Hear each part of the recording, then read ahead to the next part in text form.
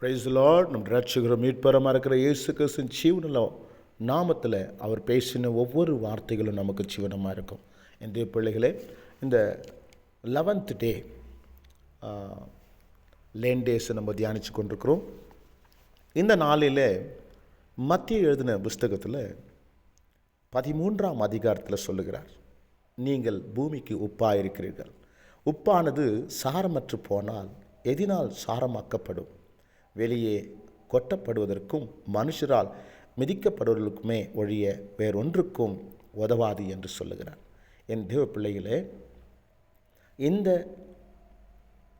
இந்த வார்த்தையானது ஒரு கதை கேட்கறதுக்காக அல்ல, நாம் கேட்டுக்கிறதுக்காக அல்ல.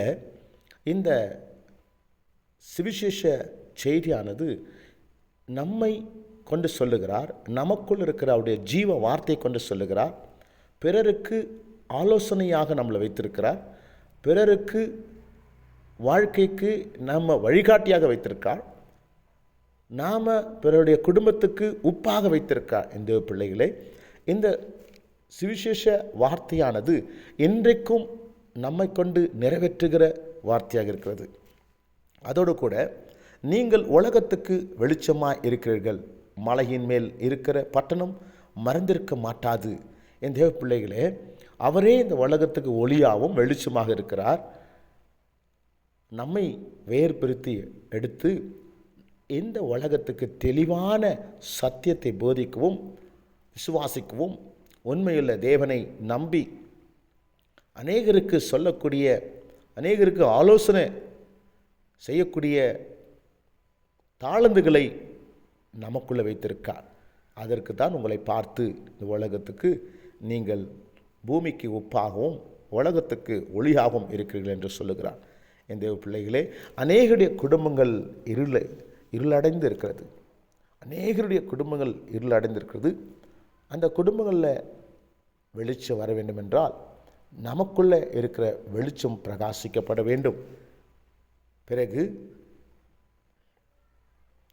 விளக்கை கொளுத்தி மரக்காலால் மூடி வைக்காமல் விளக்கு தண்டின் மேல் வைப்பார்கள். அப்போது அது வீட்டில் உள்ள யாவருக்கும் வெளிச்சம் கொடுக்கும்.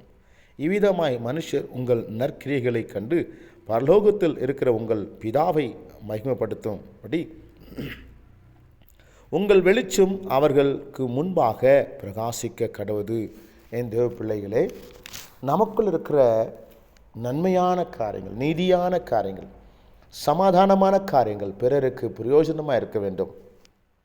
அது அவருடைய வாழ்க்கையில் பிரகாசத்தை கொடுக்கக்கூடியதாக இருக்குது. அநேக குடும்பங்களை கட்டுகிறதுக்காக, அநேக குடும்பங்களுடைய வாழ்க்கையில் ஒரு ஒளி பிரகாசிக்கிறதுக்காக தேவன் நம்மளை தெரிந்து கொண்டிருக்கிறார். என் தேவ பிள்ளைகளே, நியாய பிரமாணத்தை ஆனாலும் தீர்க்க தரிசனங்களை ஆனாலும் அழிக்கிறதற்கு வந்தேன் என்று எண்ணிக்கொள்ளாதிருங்கள். அழிக்கிறதுக்கு அல்ல, நிறைவேற்றுகிறதுக்கே வந்தேன். வானமும் பூமியும் ஒழிந்து போனாலும் நியாயப்பிரமாணத்தில் உள்ள எல்லாம் நிறைவேறும் அளவும் அதில் ஒரு சிறு எழுத்தாய்களும் ஒரு எழுத்தின் உறுப்பாகலும் ஒழிந்து போகாது என்று மெய்யாகவே உங்களுக்கு சொல்லுகிறேன். ஆகையால் இந்த கற்பனைகள் எல்லாவற்றிலும் சிறியதான ஒன்றையும் ஆகிலும் மீறி அவ்விதமாய் மனுஷனுக்கு போதிக்கிறவன் பரலோக ராஜ்யத்தில் எல்லாரிலும் சிறியவன் எண்ணப்படுவான். இவைகளை கை கொண்டு போதிக்கிறவனே பரலோக ராஜ்யத்தில் பெரியவன் எண்ணப்படுவான். இந்த பிள்ளைகளே, பரலோக ராஜ்யத்திலே நீங்கள் மேன்மையாக இருக்க வேண்டும் என்றால் மேலும் இந்த சுவிசேஷ செய்தியை நாம் போதிக்கிறது மாத்திரமல்லாமல் நாமும் அதை நிறைவேற்ற வேண்டும் என்று நமக்கு கட்டளையிட்டிருக்கிறார்.